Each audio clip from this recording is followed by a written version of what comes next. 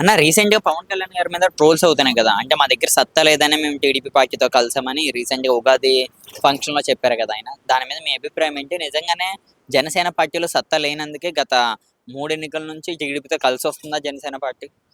సత్తా లేదు అంటే ఇప్పుడు అలా అని స్ట్రైట్ అవే చెప్పలేం కానీ ఒక రకంగా చెప్పాలంటే మోడీ గారికి ఎంతైతే అభిమానం ఉందో మన తెలుగు రాష్ట్రాల్లో పవన్ కళ్యాణ్కి అంత అభిమానం ఉందని చెప్పుకోవచ్చు. కానీ పార్టీ పరంగా లోతుగా అంత గ్రౌండ్ వర్క్ అయితే ఏం లేదని అనుకోవచ్చు. అందుకోసం మేబీ కలుస్తున్నారు అనుకోవచ్చు వేరే పార్టీలు. చూస్తే పవన్ కళ్యాణ్ గారు అన్ని సంవత్సరాల నుంచి ఇప్పటికొచ్చి ఏ రోజు సింగిల్ గా పోటీ చేయలేదు. ఏదో పార్టీతో పొత్తు పెట్టుకున్నారు. ఎందుకని పవన్ కళ్యాణ్ గారు అలాగే పొత్తు పెట్టుకుంటున్నారు? ఎందుకు ఆయన సింగిల్ గా పోటీ చేసే దమ్ము లేదనుకున్నా? యాక్చువల్లీ దమ్ము అలాంటి పాయింట్ కాదు కానీ మెయిన్ కారణం ఏంటంటే జగన్ గారిని దించాలి అన్న పాయింట్తోనే వేరే పార్టీలో పొట్టు పెట్టుకున్నా నాకు అనిపించింది. ఫస్ట్ నుంచి కూడా జగన్ గారిని అధికారంలో తీసుకురాకుండా ఎంతవరకైనా ఏది చేయడానికన్నా ముందుకెళ్ళొచ్చు అనే ఉద్దేశంతో ఉన్నారు కాబట్టి ముందుకెళ్ళిపోతున్నారు. కానీ నాకు మొన్న సరే ఇప్పుడు మొన్నటి వరకు ఆయన గెలిచారు బాగానే ఉంది. ఇక నుంచి పార్టీ గురించి అన్ని ఊళ్ళల్లో కూడా బాగా గ్రౌండ్ వర్క్ చేసుకుని పెంచుకోవచ్చు. కానీ మొన్న అసెంబ్లీలో పవన్ కళ్యాణ్ గారు మొన్న స్టార్టింగ్ అసెంబ్లీలో మొన్న జరిగిన మీటింగ్స్లో నెక్స్ట్ వచ్చే టర్మ్కి కూడా చంద్రబాబు నాయుడు గారే సీఎం అని చెప్పి స్ట్రైట్ అవే చెప్పేశారు. అండ్ ఎన్నికల్లే జరగలేదు, ఇంకా ముందుకెళ్ళలేదు. అసలు పార్టీలు గ్రౌండ్ వర్క్లో ఇంకా ఆ ఆ యొక్క మనోధైర్యం తెచ్చి ఇంకా గ్రౌండ్ వర్క్ చేసుకోవాలి ఇలా ఏం మాట్లాడకుండా స్ట్రైట్ అవే నెక్స్ట్ వచ్చే 5 టర్మ్స్ కూడా చంద్రబాబు నాయుడు గారు సీఎం అవ్వాలని కూడా చెప్పేశారు. మరి ఎందుకు అలాగా అంటున్నారు కూడా అది నాకు అర్థం కాలేదు. మరి ఆయన వ్యూ ఏంటనేది.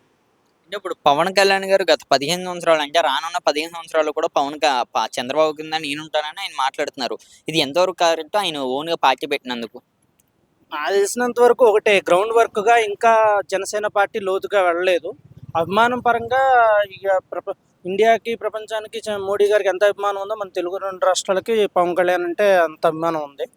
కేవలం జగన్ గారు అధికారంలో వస్తే ఆంధ్రప్రదేశ్ సర్వనాశనం అయిపోద్దనే ఉద్దేశంతోనే టీడీపీతో కానీ బీజేపీతో కానీ కలుస్తున్నారు అనిపిస్తుంది. మరి గెలిచిన తర్వాత కూడా ఎందుకని పవన్ కళ్యాణ్ గారు ఈ అటవీ శాఖ కానీ ఆయన తీసుకున్న మంత్రి పదవికి సంబంధించిన శాఖలకు కూడా సరైన పనులు చేస్తలేదు? ఎక్కువ పెండింగ్ ఫైల్స్ కూడా పవన్ కళ్యాణ్ గారి ఉన్నాయని బయట ప్రచారం జరుగుతుంది. దీనికోసం ఏమంటారు?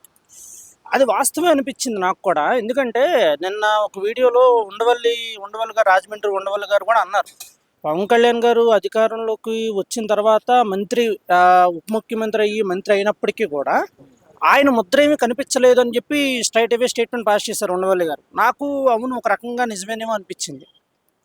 ఇప్పుడు ఇలాగే వెళ్ళిపోతే పవన్ కళ్యాణ్ గారి రాజకీయ భవిష్యత్తు ఏంటి? ఆయన మళ్ళీ చూసుకుంటే రేపు రానున్న ఎన్నికల్లో తెలంగాణలో కూడా ఎంపీటీసీ కింద కూడా పోటీ చేసే అవకాశం ఉన్నదని కూడా చెప్తున్నారు ఇదే కూటమి ప్రభుత్వం.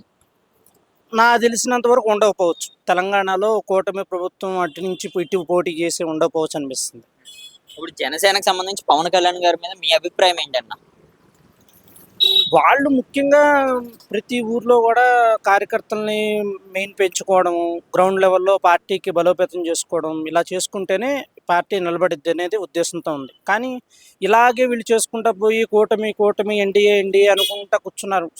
వర్కులు జరగడానికి చేసుకుంటా ఉన్నారు ప్రస్తుతానికి. కానీ అట్ ద సేమ్ టైం పక్క నుంచి కూడా వీళ్ళు పార్టీని బలోపేతం చేసుకోవడానికి ఎన్ని ప్రయత్నాలు చేయాలి అన్ని ప్రయత్నాలు చేయాలి. వీళ్ళు మొన్నటి వరకు ఏదో మెంబర్షిప్ అని చెప్పి దానికి మెంబర్స్ అని చెప్పి 1 crore దాటింది ఇంత దాటింది అని చెప్పి చేశారు.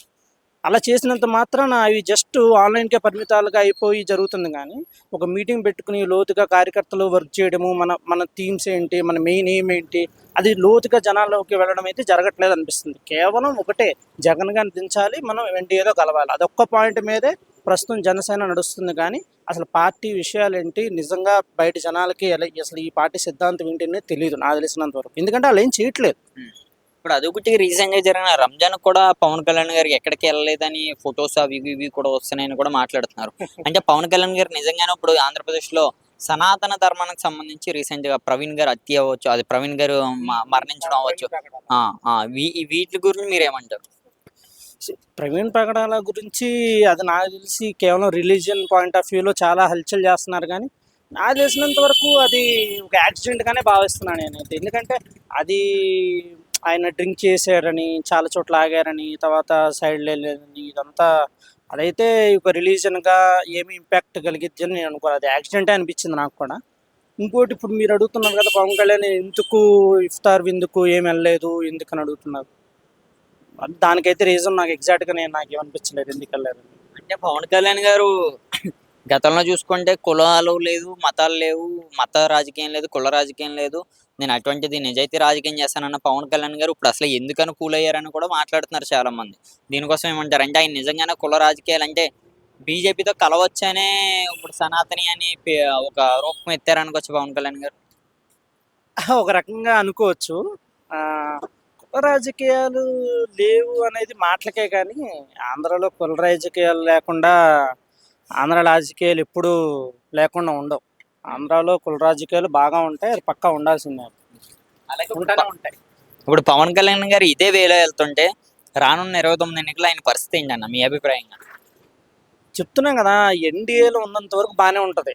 ఎన్డీఏలో ఉన్నంత వరకు 2029లో కూడా వీళ్ళు ఇలాగే చేసుకుంటూ వెళ్తే మళ్ళీ ఎన్డీఏ వచ్చే అవకాశం ఉంటుంది. ఆంధ్రప్రదేశ్లో చెప్తున్నా, మళ్ళీ అది సెంట్రల్లో కూడా వచ్చి ఉండాలి. అది అప్పుడే మనకి ప్లస్ అవుతుంది. ఒకవేళ కనుక అన్ని పరిస్థితులు దారుణంగా ఉన్నాయనుకోండి, అప్పుడు ఇంకా పార్టీ కనుక బలోపేతంగా లేకపోతే ఇంకా జనసేన గురించి మనం మర్చిపోవడమే ఇంకా దారకంగా భావించవచ్చు మనం. ఓకే, జనసేన పార్టీ ఇప్పుడు బీజేపీతో విలీనం అవ్వే అవకాశం ఉన్నదని కూడా చెప్తున్నారు బీజేపీలో. ఇది ఎంతవరకు కరెక్ట్ అయినా మీరు ఒక యువకుడిగా మిమ్మల్ని అడుగుతున్నా, అంటే ఒక ఆంధ్రప్రదేశ్ పవన్ కళ్యాణ్ అభిమాని అనుకుంటారా లేకపోతే ఆంధ్రప్రదేశ్ ఓటర్ అనుకుంటారా? దీనికోసం మీరేమంటారు?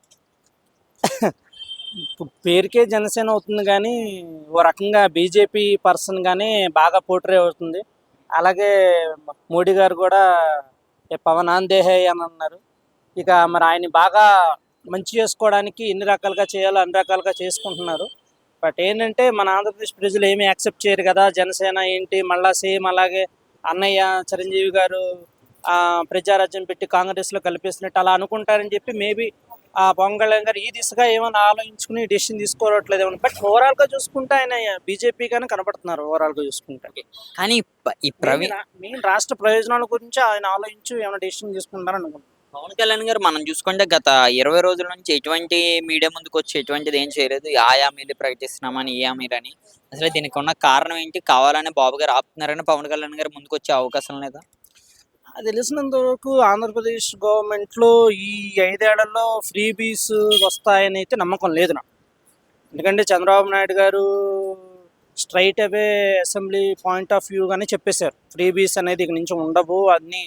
కాకపోతే ఏంటంటే వాళ్ళు అధికారంలో రావడానికి మేనిఫెస్టోలో జగన్ 100 రూపాయలు ఇస్తే మేము 150 ఇస్తాం 200 ఇస్తామని పెద్ద పెద్ద హామీలు చేశారు, కానీ సూపర్ 6 అని చెప్పి హామీలు చేశారు. కానీ బట్ అయితే పక్కగా వర్కౌట్ అవ్వం. నాకు తెలిసి ఫ్రీ బీస్ అయితే ఎవరో ఈ గవర్నమెంట్లో జనాలు కూడా ఈ పాయింట్ ఆఫ్ వ్యూలో కొంచెం తగ్గుముఖమైన చూపిస్తారు. ఒకవేళ నెక్స్ట్ ఎన్డీఏ గెలిచినప్పటికీ 2029లో ఇన్ని రకంగా సీట్లైనా వచ్చే అవకాశం అయితే ఉండదు. ఎందుకంటే అందరూ డబ్బులు కావాలని కోరుకుంటారు, కొంత తక్కువ ముఖంలో సీట్స్ అయ్యే అవకాశం ఉంటుంది. అన్న మీరు ఇప్పుడు ఏదైతే అన్నారో సంక్షేమ పథకం సూపర్ 6 బాబు గారు గతంలో చూసుకుంటే రానున్న ఉగాదికి మీకు ఒక మంచి పథకాలు ఇస్తానని ఫ్రీ బస్ అన్నారు, యువకులకి ఏమో 3,000 అన్నారు, 18,000 అన్నారు. దీనికోసం ఏమంటారు? ఫ్రీ బస్ ఇది అసలు వచ్చే అవకాశం ఉందా ఆంధ్రప్రదేశ్కి లేదా? ఆ ఫ్రీ బస్సు ఆడవాళ్ళకి ఫ్రీ బస్ అనేది ఒక రకంగా రావాలని జనాలంతా కోరుకుంటున్నారు, కానీ వచ్చిన తర్వాత చాలా నెగిటివిటీ అనేది ఆల్రెడీ ఢిల్లీలో ఏం జరుగుతుందో అందరూ చూస్తున్నాము, తెలంగాణలో ఏం జరుగుతుందో అందరం చూస్తున్నాం. దాని పాజిటివ్ రెస్పాన్స్ కానీ నెగిటివ్ రెస్పాన్స్ ఎక్కువగా కనపడుతుంది దానికి. ఇది ఉచిత బస్సు పథకానికి లేడీస్కి వస్తే బాగుంటుంది, బెటరే. కానీ నెగిటివ్స్ కూడా ఎక్కువ కనపడుతుంది కర్ణాటకలో కానీ ఢిల్లీలో కానీ ఇప్పుడు తెలంగాణలో కానీ అంత నెగిటివ్స్ ఎక్కువ కనపడుతుంది ఫ్రీ బస్. ఇప్పుడు బాబు గారి విషయానికి వస్తే బాబు గారు అన్న ప్రతి పథకాన్ని ఇప్పుడు అమలు చేసే అవకాశం ఉందన్నా లేదన్నా? ఇప్పుడు అంటే సూపర్ 6 అంటే మనం ముందుగా గుర్తుకొచ్చేది కూటమి ప్రభుత్వంలోని ఉన్న 3 పార్టీలైనా సరే మనం మొదటి పేరు చెప్పేది చంద్రబాబు నాయుడు గారు. ఆయన పథకంలో మరి ఏమైనా అమలు చేసే అవకాశం ఉందా లేదా? నాకు తెలిసినంత అవకాశం లేదు. తల్లికి వందనం అని చెప్పి అది ఏదో జూన్ నుంచి చెప్తారని అంటున్నారు, ఇస్తానంటున్నారు. అది కూడా డౌటే నాకు తెలిసినంత వరకు. నాకు తెలిసి ఫ్రీ బీస్ ఏమి రావు అసలు ఈ గవర్నమెంట్. కొన్ని డెవలప్ అవుద్దన్నా దాని దిశగా ఏదో ప్రయత్నాలు చేస్తున్నారుగా, చూస్తున్నాంగా. మరి ఎంతవరకు గ్రౌండ్ లెవెల్లో వర్క్ జరుగుతుందని మనకు తెలియదు. బట్ దాని దిశగా వాళ్ళు ప్రయత్నాలను చేస్తున్నారు, అన్ని మాటలు మాట్లాడుతున్నారు. మొన్న ఫండింగ్ వచ్చిందన్నారు, వైజాగ్ స్టీల్ ప్లాంట్ 1,000 కోట్లు వస్తున్నాయి, తర్వాత స్పెషల్ ప్యాకేజ్ కింద మన బడ్జెట్లో కూడా ఇలా వచ్చినాయి, సో వస్తున్నాయని చెప్తున్నారు. బట్ ప్రాక్టికల్గా ఎంతవరకు వర్కౌట్ అవుతుందో తెలియదు మనకు. ఒక్క మాటలో మీరు మళ్ళీ జగన్మోహన్ రెడ్డి గారు ఏమంటున్నారంటే ఇప్పుడు రీసెంట్గా ఒక మహిళను చూడొచ్చు, ఆమె మీరు ఎవరైనా సరే పోటీ చేస్తున్నారంటే వైసీపీ నుంచి ఎత్తారని కడపలో ఒక బాగా వైరల్ న్యూస్ అయింది. ఆమెను అరెస్ట్ కూడా చేశారంట కదా ఈ కూటమి ప్రభుత్వం. ఇప్పుడు దానికోసం రీసెంట్ గా జగన్మోహన్ రెడ్డి గారు మీ ధైర్యానికి నేను సెల్యూట్ కొడుతున్నానని ఆయన ఈ రోజు ప్రెస్ మీట్ పెట్టారు. దీని వెనకాల ఉన్న కారణం ఏంటి? నిజంగానే మళ్ళీ వైసీపీ పుంజుకునే అవకాశం ఉంది ఆంధ్రప్రదేశ్ లో. ఎన్డీఏ కనుక లేకపోతే వైసీపీకి పక్కగా అవకాశం ఉంటుంది. ఇంకో విషయం చెప్పాలంటే ఆంధ్రప్రదేశ్లో పక్కగా టీడీపీకి ఓట్ షేర్ 40% ఉంటుంది, వైసీపీకి 40% ఉంటుంది. మిగతా 20% ఇటు మొగ్గు చూపుతారనేది వాళ్ళే గెలుస్తారు. మొన్న జరిగింది అదే. జనసేన ఇటు మొగ్గు చూపించింది కాబట్టి కేవలం ఎన్డీఏ ప్రభుత్వం టీడీపీ వాళ్ళు, జనసేన, బీజేపీ వాళ్ళు గెలిచారు. ఒకవేళ కనుక మీరు గమనించుకుంటే 2019లో ముగ్గురు తల ఒక పార్టీగా విడివిడిగా ఉన్నారు కాబట్టి మొగ్గు ఎక్కువ చూపించారు కాబట్టి వైసీపీ గెలిచింది ఒక రకంగా చెప్పాలి. ఇప్పుడు ఇలాగ వెళ్ళిపోతే నాదెళ్ల మనోహర్ గారు కూడా జనసేన పవన్ కళ్యాణ్ గారికి తెలియకుండా బయట ప్రెస్ మీట్లు పెడుతున్నారని కూడా మాట్లాడుతున్నారు. ఇది ఎంతవరకు నిజం అనుకోవచ్చు? నాకు తెలిసినంత వరకు నాదెళ్ల మనోహర్ గారు వాళ్ళ నాన్నగారు నాదెళ్ల భాస్కర్ రావు గారు లాగా చేయరని నేను భావిస్తున్నాను. రేషన్ కార్డు విషయానికి వస్తే ఇప్పుడు రేషన్ కార్డు విషయం కూడా ఈ మధ్యన బాగా కార్డ్ లాగా క్రియేట్ చేశారు. అవును, దానికోసం ఏమంటారు? ఏదో ఏదో ప్రయత్నిస్తారు, ఏదో చేస్తున్నామని ప్రూవ్ చేసుకోవడానికి ఏదో చేస్తున్నారు కానీ బట్ అవన్నీ ఏముంది దాంట్లో, దాన్ని అది చేశారనడానికి ఏం లేదనిపిస్తుంది. ఏదో ఏదో ఒక యాక్టివిటీ, ఏదో కార్డులు పెట్టాము, అంతకుముందు రేషన్ కార్డులు ఉన్నాయి, ఇప్పుడు దాన్ని ఒక ఫార్మాట్ మార్చారు అంతే, దాంట్లో ఏం లేదు, వాళ్ళు ఏది చేసింది ఏం లేదు దాంట్లో. విశాఖలో అదే విశాఖపట్నంలో జగన్మోహన్ రెడ్డి గారు చేయలేని పని ఏంటి ఇప్పుడు చంద్రబాబు గారు వచ్చిన తర్వాత చేసే పని ఏంటి అన్న మీ అభిప్రాయంగా? అంటే విశాఖ స్టీల్ ప్లాంట్ గతంలో అమ్మేస్తున్నారని కూడా మాట్లాడారు. ఇప్పుడు అదే విశాఖ స్టీల్ ప్లాంట్ వెళ్ళే అవకాశం ఉందా? ఇంకా నిజంగా ఉందా? లేదు, ఉండకపోవచ్చు. దానికి మెయిన్ సెంట్రల్ మినిస్టరు కుమారస్వామి గారు ఉన్నారు, ఇక్కడ మన సెంట్రల్ మినిస్టర్స్ ఉన్నారు, ఆంధ్ర తెలంగాణ సెంట్రల్ మినిస్టర్స్ ఉన్నారు కాబట్టి నాకు తెలిసినంత వరకు వైజాగ్ స్టీల్ ప్లాంట్ ప్రైవేటైజేషన్ అవ్వదని మేము భావిస్తున్నాం. వీళ్ళు ఉన్నంత వరకు అవ్వదు. థ్యాంక్ యూ అన్న. Okay, thank you.